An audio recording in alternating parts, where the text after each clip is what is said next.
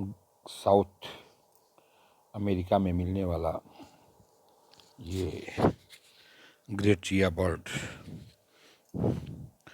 जिसके कि एक अंडे 1200 ग्राम यानी 1 किलो 200 ग्राम के होते हैं।